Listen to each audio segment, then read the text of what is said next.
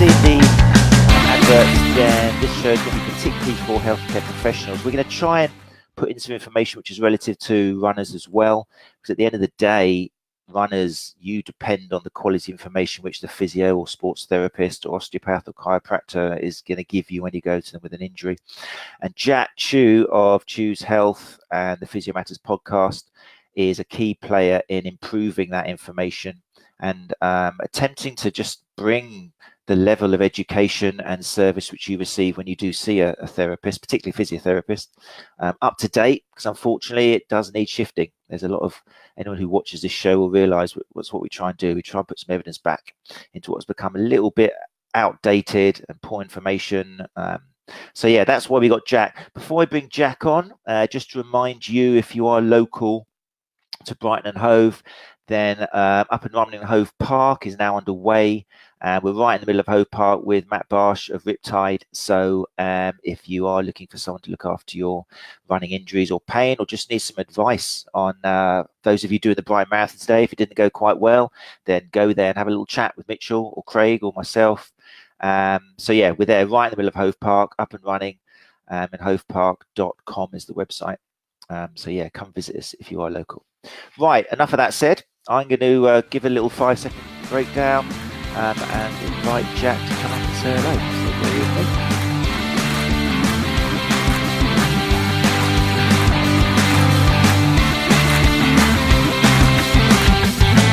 Hey Jack, how you doing? I'm good, mate. Thank you. Yeah, quite a quality intro. Really enjoyed that. I'm sorry, I'm going to disappoint you. No way. I'm just going to give 5 minutes for ladies to just kind of unstick themselves from the seats and just kind of like finish swooning, because look at what a beautiful man. What a beautiful man. A credit to the north, to Manchester. So yeah, thanks mate for filling this gap I needed. I needed some red-blooded male on the screen to stop people from criticizing me. So wow, I can't think I have been the token red-blooded male before. I don't think that. Oh, he's so modest as well. So modest as well. We'll have some look at some photos which will prove my point as we come up. So anyway, brilliant. Thanks so much for coming. I know you're a busy man.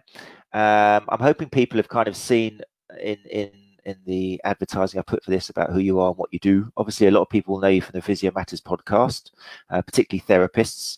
If you're a therapist and you don't know Jack and this face is new to you, or the Physio Matters podcast is new to you, then you really do need to check out the Physio Matters podcast. The exciting thing is you've got 63 episodes now to catch up on. So that's your listening list ready for the next 2 years. But we got you on, Jack, because you're, in a nutshell, and I'm going to stop talking in a sec, I just want to kind of introduce you as I think you are. You're the kind of man who's put words into action. I think that's what I put on the advert.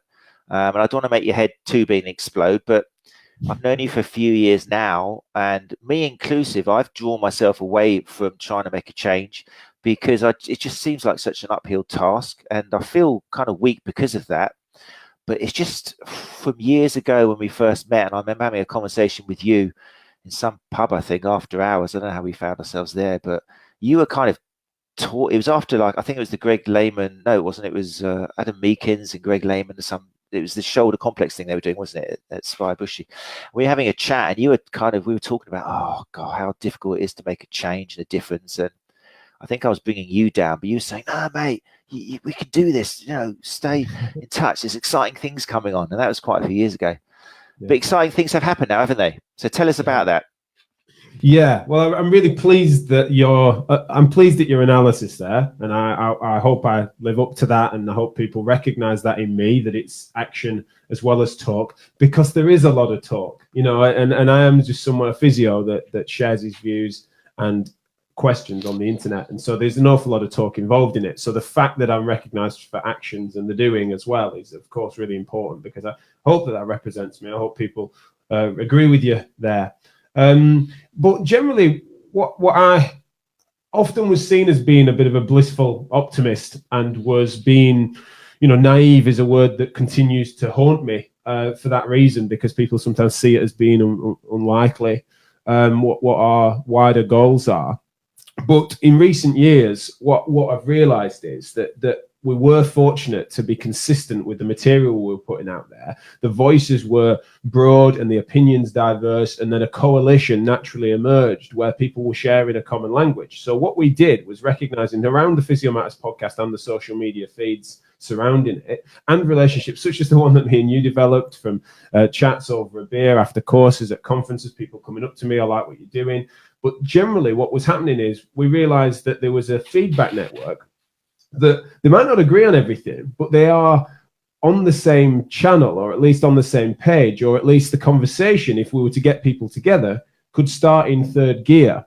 It didn't have to start in first gear because they all listened to the same radio show, so to speak.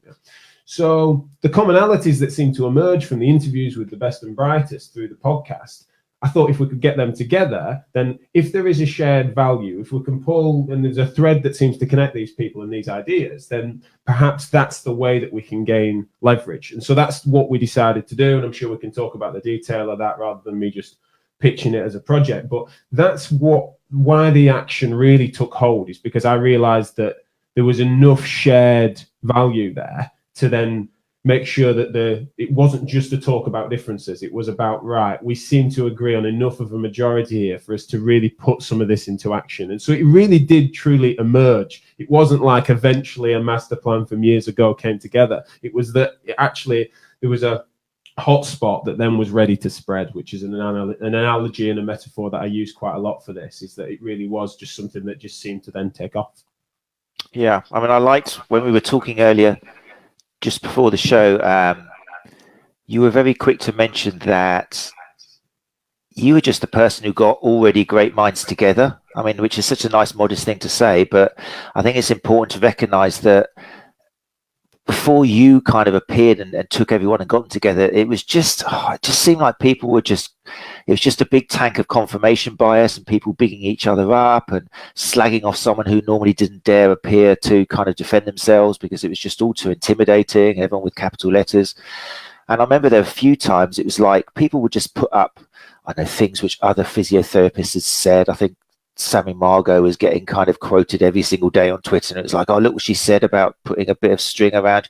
But that's fine. Everyone can slag her off until the end of the days, but someone's got to stand up and actually make a difference and kind of get involved in kind of the politics behind it and make a difference. So, and names weren't even tossed around, but then in the background, you were obviously doing some great stuff and thinking, actually, we can do something about this. There's enough talking about it. Let's kind of, so yeah, my hat goes off to you for actually filling that space, because otherwise I think it would just have fizzled away. It would have just been like an old man's group of just people talking. Pent up squabbling, wasn't it? And to be honest, that is super relevant to the whole story, is that I couldn't help but see that there were kernels of truth and some validity to many of the different sides of those squabbles. And so trying to point people towards the agreements rather than being heated by the disagreements was a tactic. And conversation does that. Long form conversations, doubling down on our method really for long form podcasts and recognizing that the listenership wasn't fading if we did an episode that was longer than an hour, because it was interesting material and it was education with an informative and entertaining twist. It was something that people really did want to tune into Physio Matters rather than put Radio 4 on or whatever it might be. And that made a big difference, because once these things were unpacked, people realized that, right, there might be a headline there that I disagree with, but when you hear the evidence underneath it, whilst I might come to still disagree with the premise, I can understand the train of logic, and just turning people towards understanding the best side of the opposition's argument. And that's sort of my core value and what I've always tried to do both in and out of physiotherapy. And it just, to my mind, and I don't want to jinx it, but it is working. People are willing to engage with things on a deeper level and understand the consequences from the clinical through the operational to the organizational, political, and we can add the layers to it without necessarily getting lost in the slanging matches. So yeah, I'm again pleased you've seen it that way. I agree with my biases. And for people who haven't tuned into the show yet, to get an idea, because so many people are doing podcasts these days, and probably, I think again, you were probably definitely the first that drew my attention. I started listening to regularly. And then since then, some other great ones came out as well. But you were definitely one of the kind of like forefathers of it. But give us an idea, and this isn't just to blow your own trumpet again, but give people an idea of how many downloads are you getting these days on, for example, Physio Matters Podcast? What are the figures like?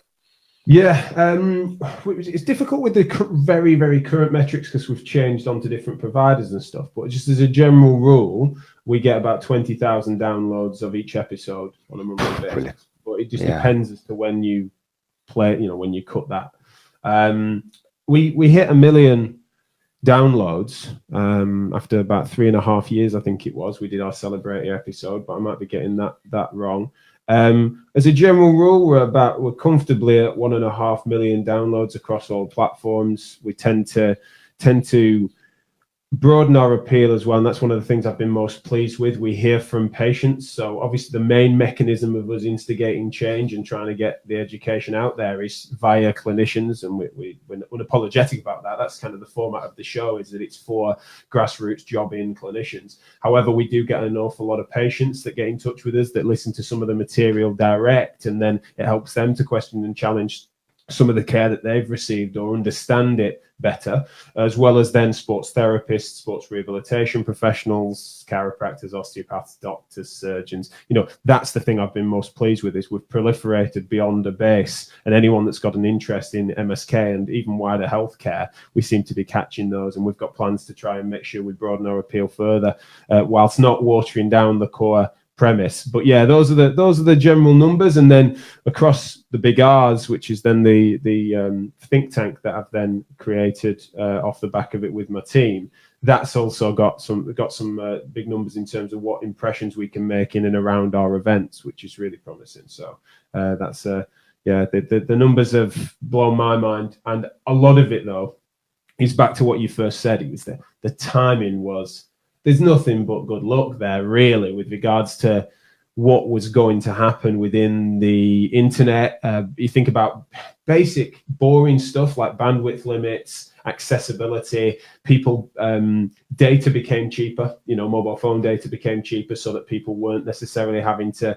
The awkward clunkiness of the original iTunes podcast app was such that people had to download it on the Sunday night to listen to it on the Monday. While it wasn't that difficult, it's certainly people are less bothered about pressing stream on an hour's podcast now, because it matters less to their data usage because they've got a bigger data package. Now, these things really matter with regards to accessibility to media content. And so we just hit a sweet spot there where we really were at the start of a wave. Now, it's been challenging because, the competition in the market means that we used to have really boosted numbers. We were 27, 28,000 downloads a month at one point. So you could argue we've faded. But if you look at what those are, when you trace the metrics, it's that because there's more of an appeal, more podcasts, including your own, then people are unlikely to listen 2, 3, 4 times. And whereas they used to listen once a week until the next episode, because it was one of only a few physio or related shows to their profession, if that was something that they were doing to invest in their CPD. So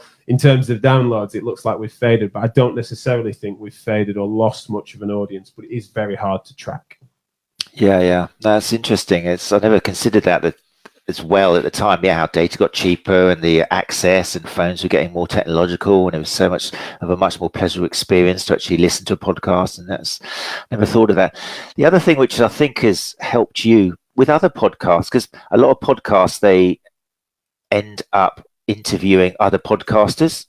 Right. I mean, for example, I love comedy podcasts. So to relax and unwind, the last thing I want to listen to is about therapy. I mean, I need to actually disconnect sometimes. So I listen to comedy podcasts.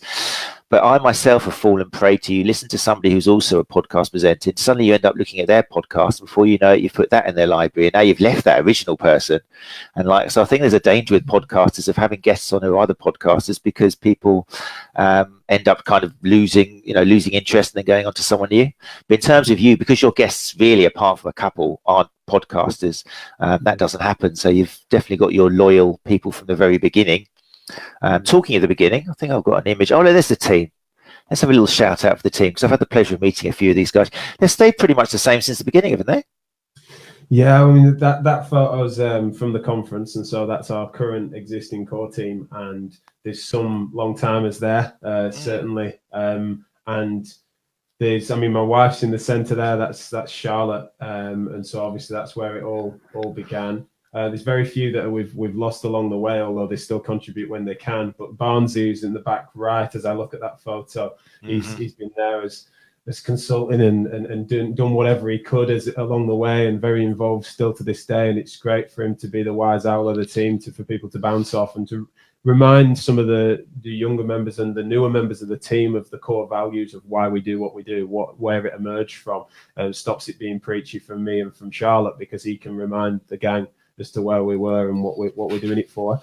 Along the back there, you've got Tom, Matt and George, and they were our apprentices. They came on as being like, could we translate this for a student audience? And now they're qualified Band 6 physios that are doing brilliantly in their own right. But they came on as part of a new graduate project that we were doing. And then because of the big R's and other projects that we were involved with, we needed to integrate them. And they just stepped up straight out the gates. Like it was just giving them a chance. And then they just showed themselves to be brilliant. And one of the things that made us realize is that we definitely we're clearly standing for something that was quite obvious, because the way that they were able to raise their game wasn't just because they're incredibly talented, and they are as individuals, but it was also that they'd already been through a bit of a preceptorship, it seemed, or they'd already understood what we came to do because of the episodes that were already on the internet that made them apply for what was then originally a small project. So that's been really cool, and so that's a 10-strong team that's certainly at the heart of it. And Jack and Rob are two that I know you'll have met before, and the fun thing with that is that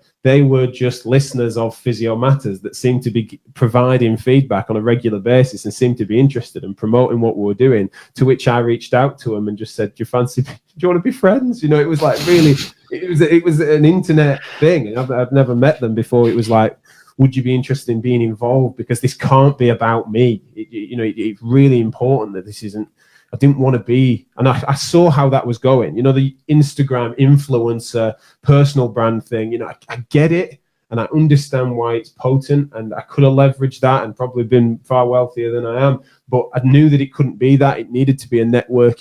I needed checks and balances. I needed critical friends, and they were perfect for it. So yeah, I'm trying to think who I've not mentioned now, but Flick's a longtime friend of mine from uni, who then when she got back to the UK, I tried to get her involved, and she's been an absolute godsend. Then we've got Reedy, who's our clinical lead at Choose Health, who contributes to Physio Matters and has done a couple of interviews, who at the moment is very much focused on our headquarters here in South Manchester, but still very involved in everyone weighs in really. But Jack, Flick, and the lads at the back are very much the Physio Matters core team now, who run it as a project, and it's self-sufficient now, which of course is brilliant for me with regards to everything else that's going on. It's really cool that you can have who's responsible for what, and it's quite clear that where the lines are. Yeah, I think anyone listening to the podcast, it's worth just to remind you, I mean, obviously people listening can't see the image, but the reason I've let Jack talk about that is because it is, I think, part of your success. And again, Mr. Modest, it's so true. I mean, Physio Matters podcast is a team, and it's the guests as well. I mean, it's the whole thing. It's like it's not just one person. It never has been just you trying to run the show. And I think that's probably testimony to your success and everything, you know, just the same team being together and keeping it driving forward. So yeah, listeners, it's worth checking out the video on YouTube, just to have a look at who Jack's referring to, and you'll get a better idea. But anyway, yeah, picture wise, I won't dwell on that. Just in case you are looking at YouTube and you put TPMP into YouTube, you will come up with kind of a French serial show. So just skip past that, and that's not actually Jack there years ago. You'll find. So yeah, it was when, I can't see the date on that, but when was the first one? Session 1 with Lee? How long ago was that? We delivered it rather arrogantly as a Christmas present to the physio world. It was. Oh yeah, 18th of December 2013. I remember it so well. Yeah. And at the time, it was so revolutionary. It was funny because it went live. I mean, so it says 18th of December, and it's like, you know, we didn't know the technology, and so though it was technically out then, you know, we weren't sure for sure until days later when we were checking it on other apps, and can you log into it, or is it just us? And so eventually, yeah, it was just before Christmas. I remember it well, and we put it out there and crossed our fingers, and we'd recorded a few pilot episodes. We'd put 5 in the bank, 3 interviews, 5 episodes, because we were splitting them at that point. And so then we just crossed our fingers and said, I wonder if this works, and it did. It did. In a big way, and then I had the pleasure of being involved as well. I think probably still the only sports therapist. I don't know if that's a good thing. You never had a sports therapist back. I'm not sure, but that was episode 19. So that's late one. Ben Cormack's from a sports therapy background, isn't he? Say again. Ben Cormack is from a sports therapy background, I thought. Ben's from Grey, isn't he? I think he's no, I wouldn't put him down as a sports therapist. I don't think he'd admit to that. Definitely the first, and certainly will. And the last, and still voted by your Jack as the least pleasurable experience that he's listened to on the show, apparently. So thanks, Jack. Still, haven't forgotten about that. Mainly because me and Tom Goom just agreed on everything. He just said it was boring because there's no. I imagine you're referring to one of these review podcasts that we do at the end of the year with the team meetings and stuff. Yeah, that's the one.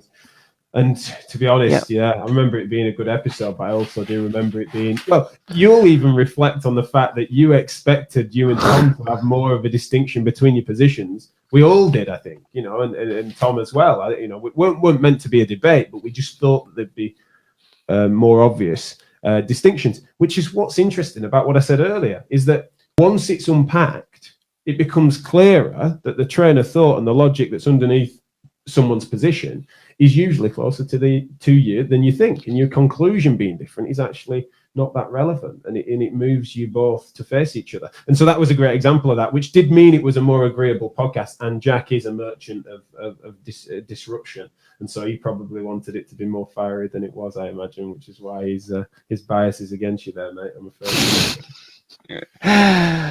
Have you actually, interesting, have you ever been tempted to, because I've been tempted myself, to purposely get 2 people on the show, because I don't think you've done this yet, who are from very different viewpoints, different angles, because there's a danger, isn't there, of always having the same person who's going to kind of satisfy your confirmation bias a little bit. You've chosen them because they're on the same page as you. But have you ever thought, I'm going to get 2 people who I know can't stand each other and they attack each other on Twitter to actually talk it through?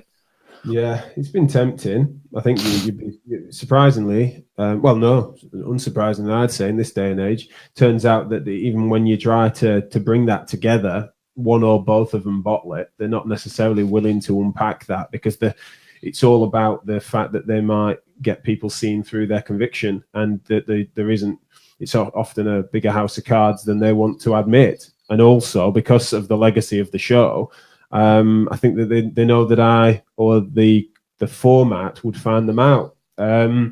Now, sometimes there are occasions where we could easily do that and be sort of stirring in that direction. But instead, we've made a conscious effort to just improve our ability to be devil's advocate and to try to speak from our experiences in clinic, or when something emerges. And I always encourage the team to not be contrived with their interview style. And so when we're training on those things, it's sort of trusting our instincts as clinicians to think, well, that might be nice in theory, but in practice, let's make an example. Let's sort of create a case study on the spot to try and make it, drive it home.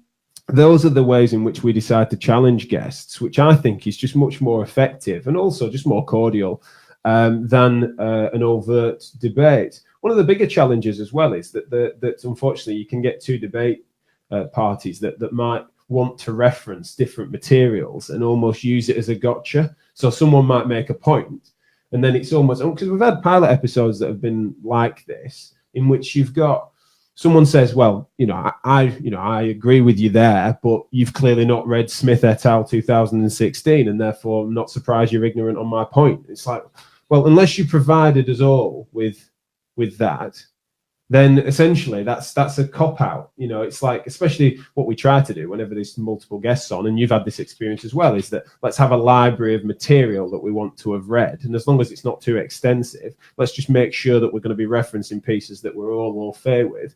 And as soon as you do that, you're less likely to have a combative debate style format, and I think we make more progress. And so we've been tempted, yes, but it very rarely tempts us for long, because I think we can just be more productive. And as long as and they're rarely criticised these days for it, but as long as we don't capitulate as interviewers and don't hold people's feet to the fire when they deserve it to happen, then generally speaking, I think we mitigate that. And so instead, 1-to-1, 1-to-2 interviews, which aren't necessarily overt debates, I prefer them personally, and it seems the listeners are happy enough with what we're doing at the moment.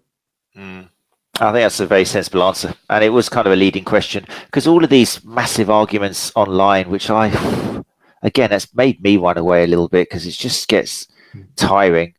They just wouldn't exist in real life, because either one or both wouldn't act in the same way as they're typing. They wouldn't either have the balls or just the common courtesy to talk to the other person in the way that they do online. Yeah. And often you'd see that really, I mean, they're actually, some of the time, they're nice people. And when you see someone just typing in capitals and shouting, then you assume that they're some kind of like warlock or witch, but in actual fact, they're just normal people. But so, yeah. So moving on from the Physio Matters podcast then, to what I initially said, how turning words, great words, clinical gold, one could say, into action. How did the next stage of your changing the state of physiotherapy in the UK happen? How did the big R's come about? Well, I mean, the story goes that I was in chats with Connect Health, or another UK independent MSK provider, and they were just interested they were trying to share some of the data that they had, because there was a call for more real world outcome data, and they had lots of it. And whilst we can question as to the, what outcome measures and stuff like that, you can have an interesting conversation about that. The general rule was that was, when I was made aware of it, it was interesting stuff. And so I took a meeting with them to say, right, well, how could that be shared? They wanted to sponsor a podcast and potentially just say, like, could this be embedded within a sensible framework that could promote better care? So we're truly holding ourselves to account on valid measures. And so in that conversation, I was given room to sort of unpack my broader analysis, something that you've heard many times, both on the air, but also in person, is that I can usually, there's plenty underneath my opinions, in that there's a depth of analysis that is seldom shared, because I don't tend to grandstand, although many argue I do, but generally I don't tend to. So I was giving a sort of analysis of the multiple levels of difficulty we have across various different corners of not just the profession, but the industry at large, and how that plays with the media and all that sort of stuff. And so in doing so, they then seem to be respectful of that analysis. And they said, well, whilst we agree with much of that, what would you do about it? The devil's in the detail with the actual action. And to some extent, and I think there's some of them have accepted this, is that was expected to be more of a gotcha question than it ended up being. Because as you know, and many closer to me than they were at that point know, that's actually where I spend most of my time, is in the pragmatic solution space. I'm not just analysing and then shrugging my shoulders. I mean, admittedly, I often have conversational-based solutions, and sometimes that seems to be a bit more wishy-washy than other people that are a bit more matter-of-fact. But as a general rule, they asked that, and I would dog to a bone, really. And I then said that I would advocate for bringing the conversation together and helping people recognize that at least 80% of what they're talking about they agree on, and that squabbling over the 20%, if we improve it in a constructive conversation where people are giving, but then also not trying to stifle each other's conversations and provoking self-censorship, if we can just try and find that space, then I think we can make some real progress. And how we would do that would be to try and make Physio Matters not Physio Matters and its surrounding network. Don't get me wrong, it wasn't just a Physio Matters thing. It was just a community of feedback that we were getting that people didn't realize. I don't think people realized how many emails we got, how many patients were listening, or how many GPs that were heartened by the fact that we were having those conversations and being critical of our own profession. We then said, that needs to not just be an online space. I think that can manifest in people in a room, bums on seats. And so they then said, well, how about you put some movers and shakers of that network that we've described, and we have them for dinner on an evening before a physio conference, where people will be their theory was that people will be in the same area geographically, and we could do that as an evening before the conference. And so they were like 15, 20 people for dinner. And I then took an inch. Sorry, they gave me an inch, and I took a mile, and and it was funny because I don't regularly do this, but I just thought as long and hard about what could you do, because do a live interview with some of their team and talk about this data, and I could do a bit of a pitch as to what I felt we should move in the direction of. But generally, it became clear to me that we could try and build it under something a bit more depth to it, and talk about the core values that underpin what things are. And this is how I came up with this thing called the Big R's, which was a tongue-in-cheek hashtag that many would argue I should change. But as a general rule, the Big R's were these three words: reasoning, responsibility, and reform. Because I felt that they were, in various ways, the things that could really unpack the similarities and differences that we can discuss and have a cordial and consensus-based debate about the solutions.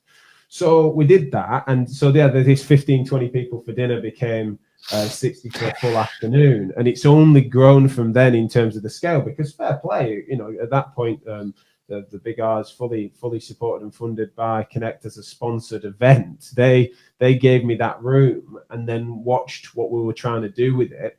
And then fundamentally, they've not ever tried to deburr or take the edge off what we were doing, and then they've just supported that process. And then at this point in time, they are now in a situation where it's like, well, how can we broaden its appeal, and can it stand on its own feet? Which is why I've then trying to move it in the direction of it being a think tank that's a collaboration where everyone's included and everyone can have an account and a voice and be involved. And the events are very discussion heavy. There's not a lot of being talked at. There's a lot of workshop based material and Q&A and integrated technology. So that's how that came about. And I'm just over the moon about how it's been working so far, and also the plans that we've got pushing into even next year. We're trying to get ahead of this for the first time, and the plans for how we can broaden our appeal in quite a short space of time is fantastic. So yeah, there's plenty more to come, but certainly the rise of it has been fantastic. So that you taking the mile from being offered an inch, definitely, I think it's a very significant. It's almost like Neil Armstrong with his step from and the huge step from anxiety. I think it's going to be an equal quote, because it definitely, for me anyway, it took all those fantastic minds out of Twitter and actually gave them a real, hi, this is you, this is me, face-to-face platform to talk, and rather than just doing it in kind of social media. You managed to get some great guests along, didn't you, for the first conference you did? Some very familiar faces. Martin, you already mentioned, who you managed to get all the way. I think it was his first time coming out from Kenya, wasn't it? Yeah. And that was like just brilliant. I mean, I happened to be in Kenya the week before, or about a month before, I think it was, giving a workshop over there, and I met up with him because I see him on social media. I think actually it was Jack who put me in, the other Jack who put me in touch with him. At that time he was still worried about visas and stuff, but you managed to get him over, which was just that was a challenge. I mean, one of the fun things, and Martin's a great example of some of the work that we've, and I said this at the conference, and so there's a live video of me doing it, so I'll repeat it here, and I'll try not to get too emotional about it like I did at the conference. But essentially, Martin dropped into my direct messages as at Kenyan Physio on Twitter at a time where we were under the cosh. We were getting some criticism that was not especially constructive, but also just a bit destructive. And we were weighing up our options as to what we did moving forward. And it just, he came in and said, I listened to your shows and it's helping me to create certain reformative action on our in our country. And that just made me realize that, okay, we're reaching people and people care about what we're doing. And so let's keep the chat going. And so I was chatting to him back and forth ever since that, but it made a difference to me, and him keeping in touch with what he was doing and how he was leveraging our material and how he was using it made me realize that this was a story that needed to be on stage. And so we did just that. And though it was a bit of a wrestle, we got him over here, and he made a huge impact, unsurprisingly, because his story is fantastic. It really helps you to realize that sometimes it feels like, and we even said about it, Matt, we get a bit allergic to the squabbles sometimes. But what Martin was saying is that that friction that occurs between ideas is something that is, it has a secondary effect. It might seem like it doesn't really go anywhere, but for someone like him who's really struggling to have those conversations and sometimes doesn't even have the freedom within the associations and organizations to agitate in that direction, then he said that if anything, it needs to be like that. And he was really supportive of it. So it gave me and the team the ability to kick on. And I'm glad we did. And so he's a great friend. We've shared many a conference and beer together now. And long may his work continue. We're going to continue to support him in whichever ways we can, and just hopefully see more of him. Because as you know, his infectious smile and attitude just rubs off on you, doesn't it?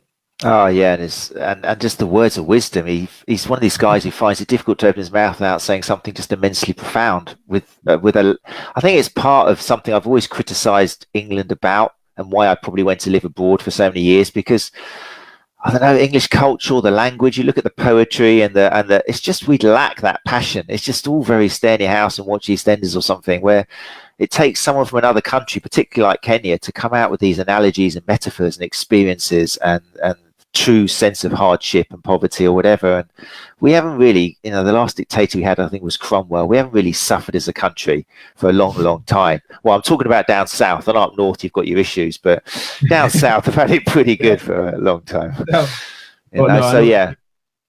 I think there's something on that, and there's something that's relevant on that with regards to my story, in that I think that at the heart of what we're saying there is that people need to have the ability and the space to articulate themselves as well as they can, and therefore that's where individualism sort of can be healthy.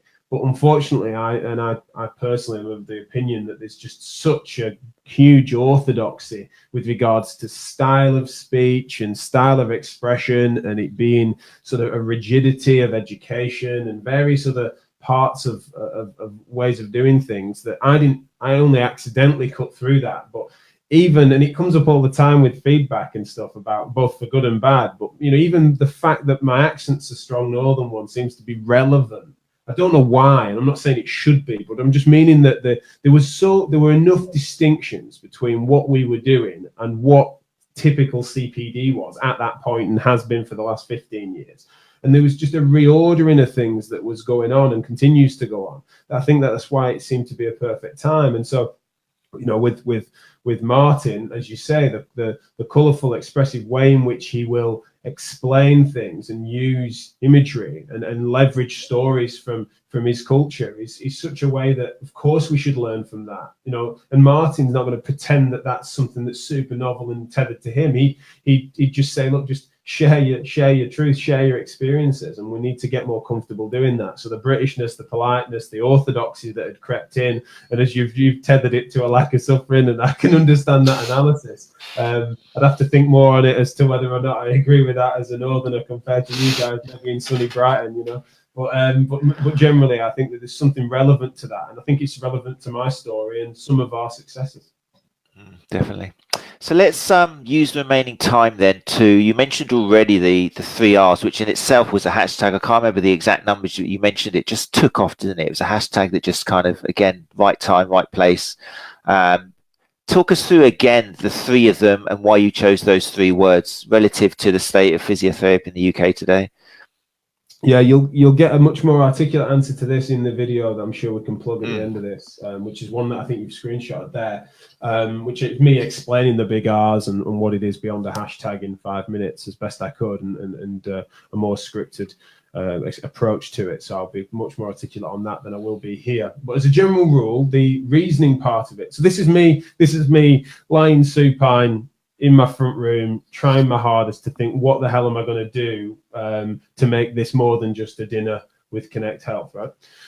And so I thought about it, and I thought, well, generally speaking, the thing that seems to be the cohesive part of every which analysis that seems to be out there and every which squabble is that, generally speaking, most people are pro-reasoning and less into algorithmic decision making, or the suggestion that if only the flow chart was complex enough, we would get to answers. It was usually embedded within good quality conversation and clinical reasoning to come to a decision that was weighing up the pros and cons or likelihoods of differential diagnosis. And also that seemed to scale up into organizational reform, or it ended up being discussed when it came to evidence-based practice and the application of that, and policy change, all sorts of stuff. Reason was at the heart of it, and certainly at the heart of mine and my team's core values, and the guests that have been on the podcast and stuff. So that was probably the easy one, because it was the one that was sort of the most all-encompassing. But then it was like, so if that's the case, why does anyone disagree ever?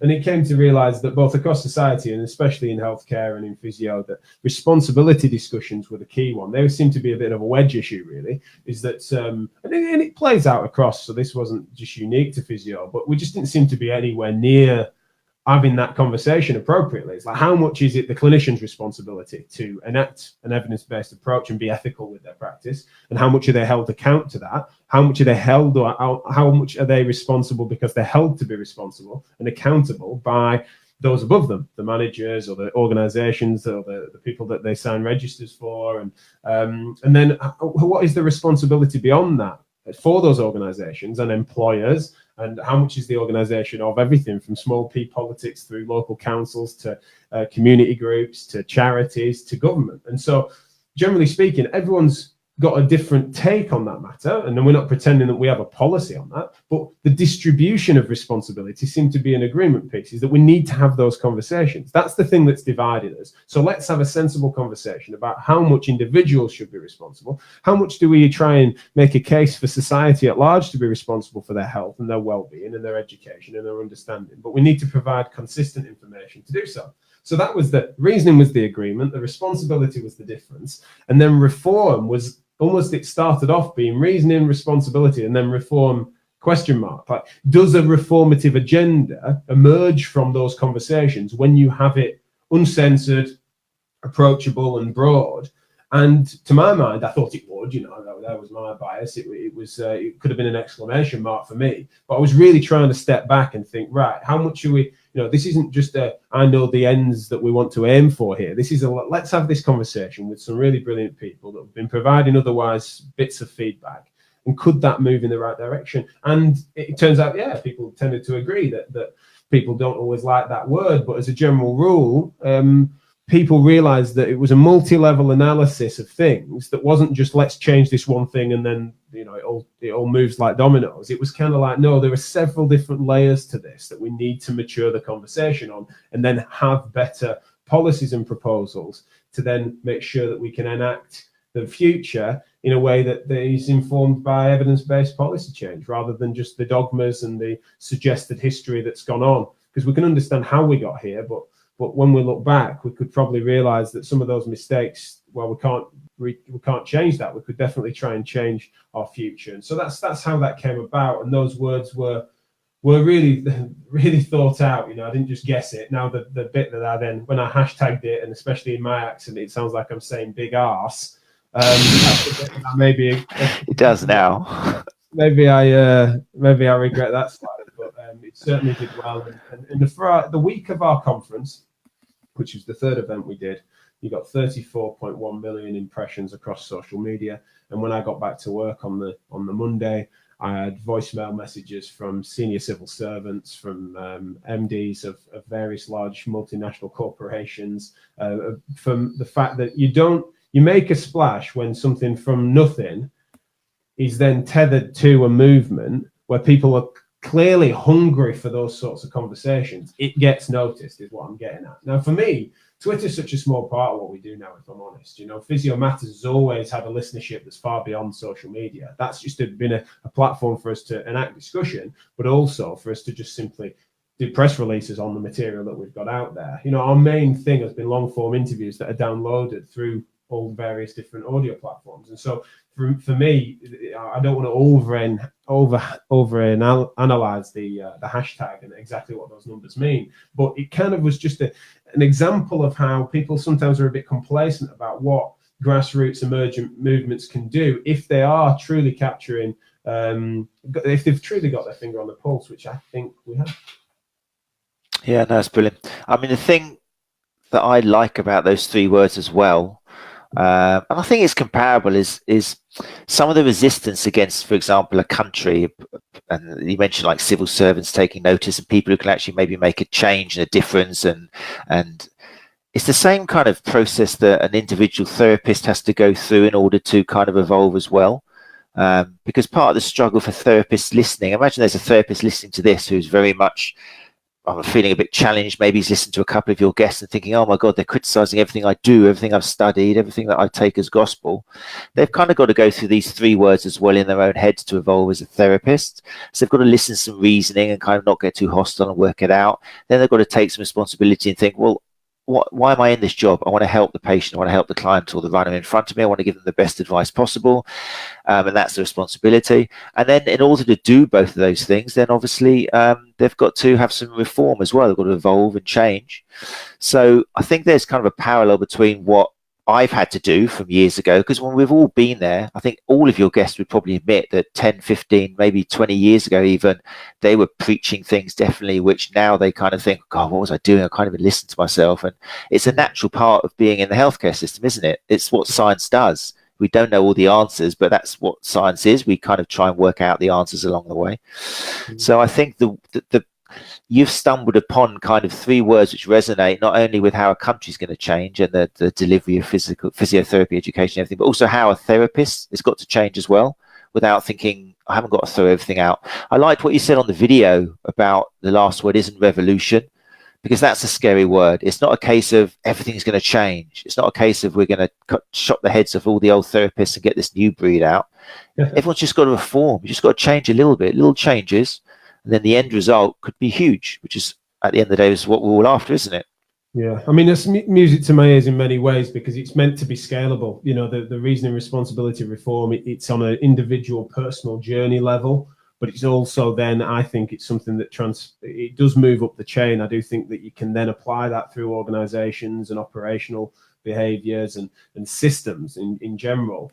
If we can keep the conversation ticking over and people recognize that we're not saying that the middle R, the responsibility thing, isn't a process that lands us on one particular stakeholder group that then needs to take responsibility. That's not the point. But it should be, as you've clearly received it, something that you can apply to yourself, but you can apply to the group that you're within. You can apply it to the organizations, especially those that supposedly try to speak for you.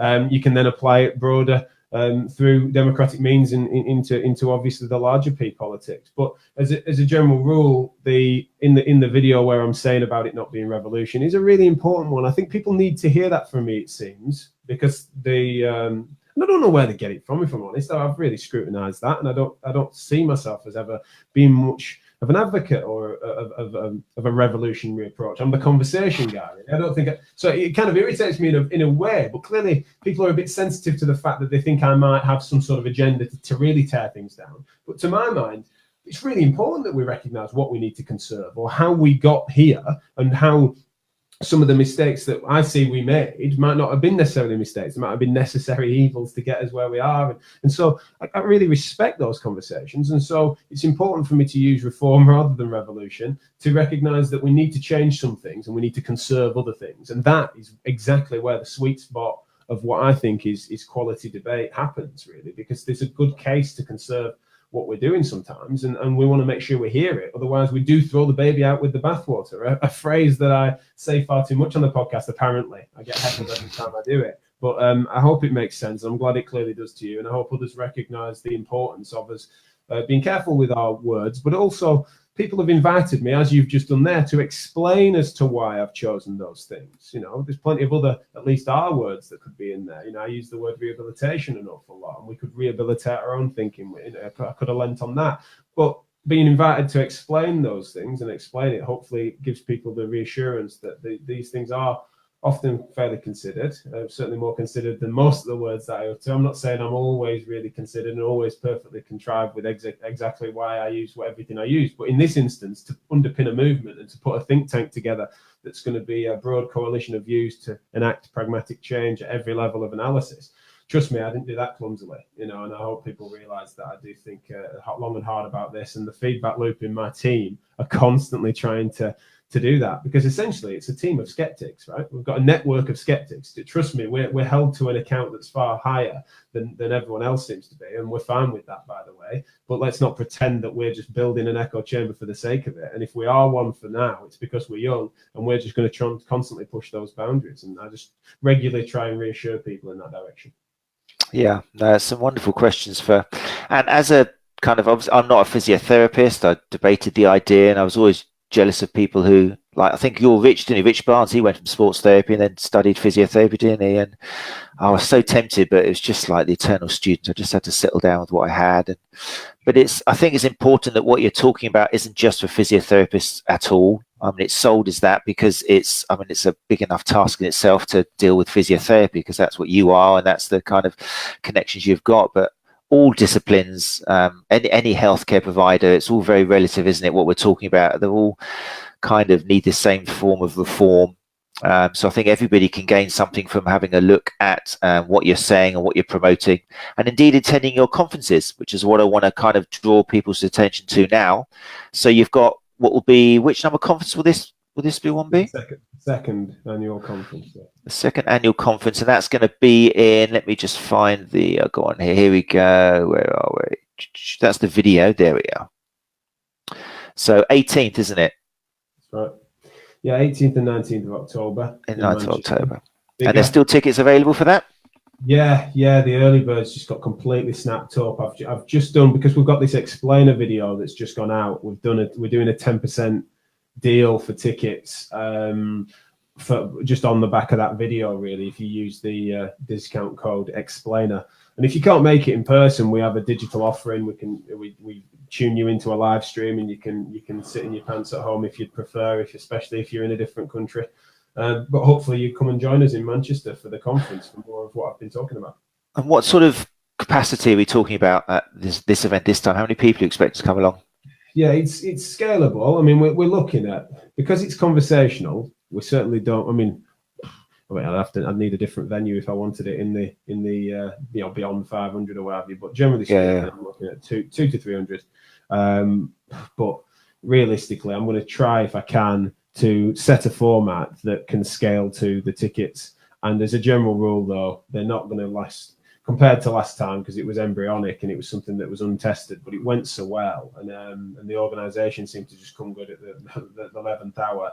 Means that it seems on the current trajectory of ticket sales that we're probably going to end up capping it out. So I imagine it'll be about 300, and they'll probably, because the program's out within the next couple of weeks, and so I imagine that the last few will go from that. So please don't hang about if you are planning on doing it. But generally, I mean, in years to come, I think if we can keep it rolling, then we'll probably have, say, 500 people. I think that'd be a nice sweet spot where we'll be able to have splinter groups and breakout sessions and some main room lectures. But generally speaking, we'd need too big a venue to go beyond that. And really, we don't want to end up with too many people spoke for choice for what to do. But for now, I think between 200 and 300 people is what we're expecting in October, and we will tinker the format according to that. And the venue we've got is because of that sort of prediction. So, but you mentioned that if there are some particularly young physiotherapists who listen to this or see the event advertised elsewhere and are interested, there will be a digital version they can listen to after the event or during. Is it stream live as well during, or stream live during, and then we leave you, if you bought into it, you then get that till the end of the year, so you can watch that after the fact if you want to, or come back to it.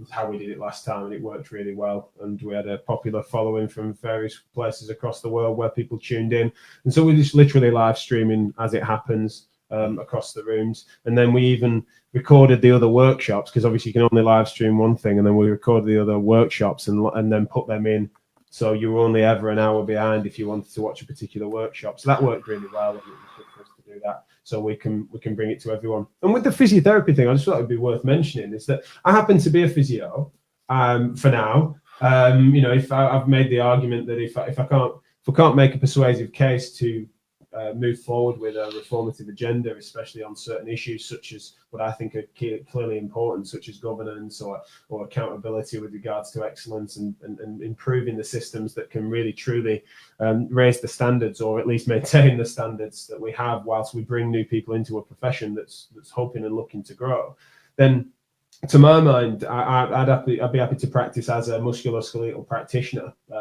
in the future if physiotherapy didn't feel to represent me. However, with regards to it being physio-centric, that is almost by design. It's not exclusive, and we really are trying to make sure we're keen to involve many different professions and AHPs especially.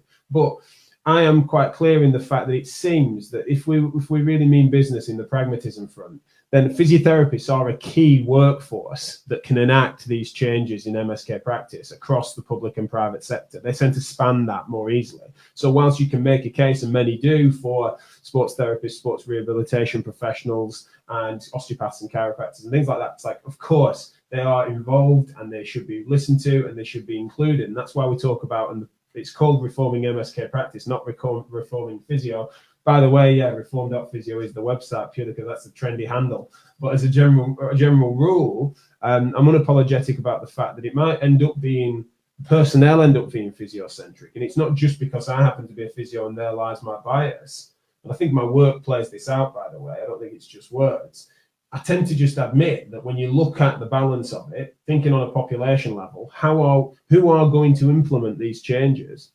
Physiotherapists at the heart of that makes sense. I think it's a sensible, competent workforce that can improve itself. And then realistically, we can form a broader coalition. But if we did it from S&C coaches and sports therapists from there up, that'd be more challenge, and really it'd be really difficult for us to spread that hotspot. But a case could be made that there are other professions that have got their acts together or are further ahead than physios in this conversation. So, and I'm open to that, and I love those views. But I just want people to know that it's very involved in various different other professions. But as a general rule, I hope that makes sense as to why you will probably find 80% physiotherapists in the big R's at the moment. No, I'm forever trying to encourage sports therapists, which is my background, to tune into the Physio Matters podcast. And because, again, there seems to be often this kind of almost rivalry between the two, in the sense that a lot of physios will look down on sports therapists because they could have just done a weekday course. And it's true. I mean, sports therapy is not a regulated title and people have to watch out but then again, even just because you go and see a physio doesn't mean you're going to get a guaranteed fantastic gospel truth service. And there's plenty of bad physios out there, just the same as there's bad sports therapists.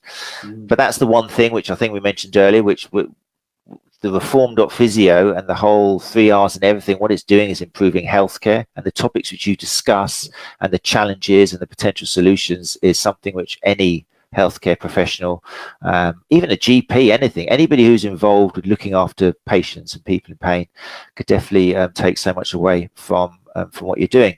So I thank you for that on behalf of sports therapists. Well,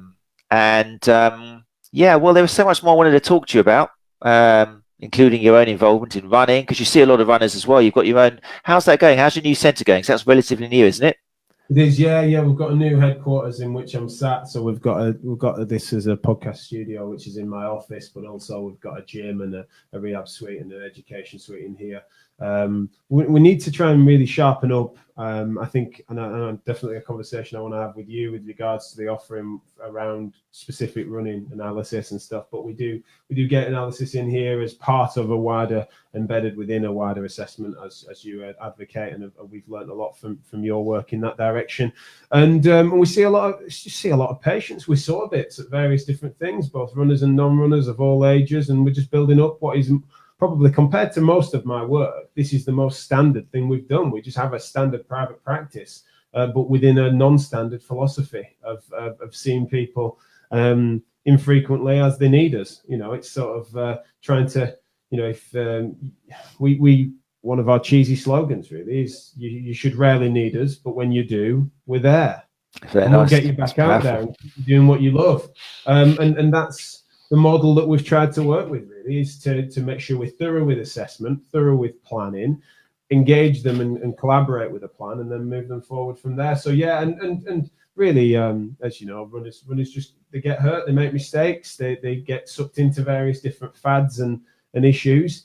And also, because we've always been integrated into technology, we can see people and assess them remotely if there's a geographical distance between us, or we can have that conversation, or we can point them in the right direction for some materials or ideas that might help to debunk some of the myths that they've clearly been sucked into. But similarly, it's not us preaching to them, it's us engaging them in a conversation that can try and change their views and expose them to something that might be in a better direction, and not just necessarily a change of view to pick another fad. It's trying to help people to realize that lots of these things, there's a kernel of truth to them. It's only when they become a worldview or an ideology, or that people start then getting carried away on them, that's an issue. So we're trying to do that all the time, and building some of the philosophy that Physio Matters has shown us to have, the consistency of message. We're just doing that within a more standard private practice here in South Manchester. So certainly if anyone's got any needs there, or any therapists that want second opinions, or are in a different locality, sometimes that happens. We get referrals from therapists all over the country and world who've got family members that are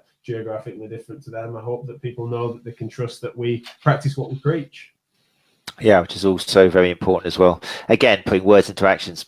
Well, look, it's already 2:34. There was so much more I wanted to talk to you about, but hopefully people, I mean, the reason I do these is because I want to reach out to more people. So, because we've talked about a lot of times in the past that really Twitter is just a drop in the ocean, and even with the amount of downloads, I mean, I can't remember how many you mentioned, like 26,000 downloads for an episode. You'd think with those sort of numbers, the world would have changed already. The UK would have a perfect healthcare, but it just shows how even 26,000 is a drop in the ocean compared to what, the change we need to make things different when you go and visit, and what sort of service you're going to receive. So I hope people will watch this, and if they are interested in pursuing all the fantastic information you've got, I mean, the podcast is obviously a great avenue to go down as an introductory route, isn't it? You've already got 63 great episodes, particularly season 18 with myself and Tom Goom. That's probably one of my favorite, Jack March's favorites. But yeah, there's people can just work through that list now, can't they, and watch them either on YouTube, or you're all iTunes and Spotify and all that as well, yeah? Yeah, across all good podcast platforms and YouTube, which is not exactly ideal. It's not always, but we're doing more video content on Facebook and YouTube and stuff because we've got the studio, so we're going to be live streaming lots of our material.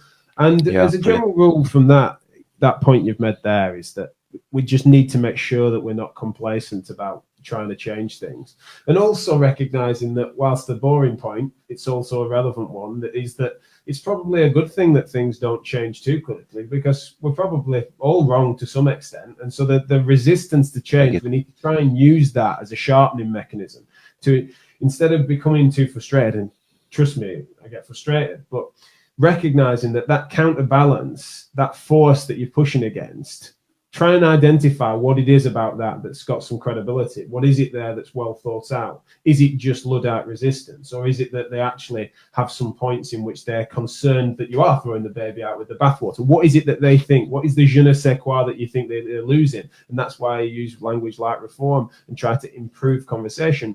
It doesn't always work, don't get me wrong, and we have our own controversies. But as a general rule, we need to recognize that we've got to keep chipping away at it, because it's not going to happen overnight. And as you know, it's another cheesy thing that the big R's has been pushing, is that if not us, then who? And if not now, then when? If we can't do that, if the time isn't now, then I'm not sure what is. And on a personal level, anyone that's ever known me, and you know that conversations have moved in this direction, years gone by, I've been fairly consistent that two things that are really core to my being as a person, and therefore the team that I've created, is I'm an education and healthcare guy, right? It's at the heart of everything I'm about, the heart of everything I've ever worked with. It's the heart of everything that's even in the larger stuff with regards to how I see mistakes being made, both politically and in interpersonal relationships, is that those things, we can get the healthcare and education right, I think we can all live a happier and more prosperous life. And so if those are the focuses, if those are the things we need to concentrate on, then let's make sure that conversation doesn't break down, because there's more things important than squabbles and reputations.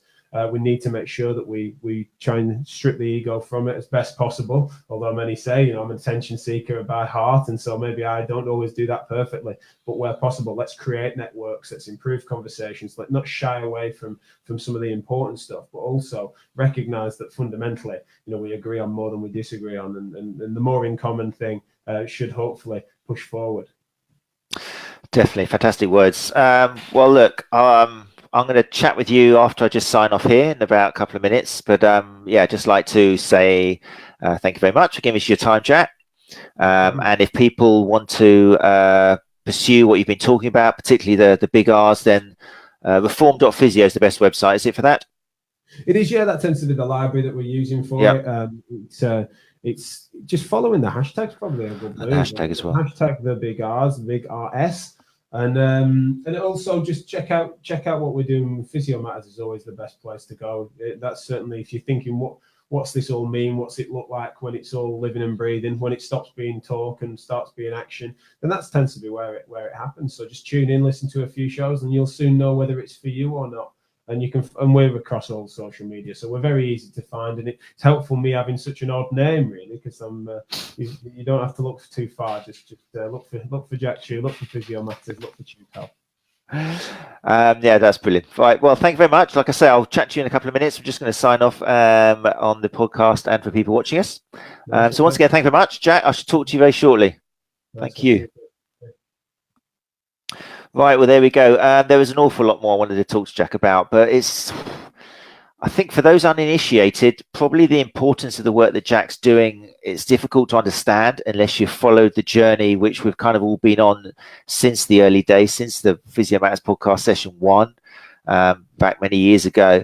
But if it's something which does interest you, if you're starting to pick up on the vibe that a lot of what we've been taught needs not a revolution, but just needs tweaking, because, when we understand how something works, then we can make it better. So whilst we're still believing in mechanisms of action, which we kind of now know are most probably not true, in some cases just not true, then we're not going to be able to provide a better service. And that's where the healthcare system is today on every single level, of just giving patients something which looks like it works, but it's not working for the reasons we think, or indeed it's not even working.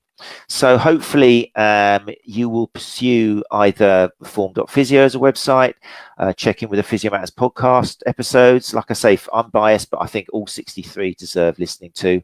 And you can listen to them in any order. Go for the one which maybe it's somebody you've heard already. There's Greg Lehman on there. There's what's the name of the little chap? Core Kinetic. There's Ben Cormack. He's on there. There's plenty of people around who you may have already picked up on. Tune in with them, have a listen, and then it will feed from one to the other. If you have enjoyed this, as always, please spread it, share it, show us some love on particularly YouTube. We haven't had 26,000 downloads, but we've had thousands now, so it'd be nice to see a few more subscribers, just to make me feel a bit happier and to think that the message is getting out there. But we're back again in a couple of weeks. You'll have to find out, if you want to know the guests coming up, then just subscribe to my website, RunChatLive.com. It's free. But if you subscribe, you've got a monthly newsletter, and it allows you to see the kind of next 4 or 5 guests coming up. We've got some great guests coming up covering all aspects of running, injury and performance. So do subscribe at runchatlive.com. But for the moment, I will just say thank you for listening to this podcast today. And we'll see you in 2 weeks' time. Thank you. Bye-bye. You're listening to Run Chat Live podcast, putting the evidence back into running, injury and performance.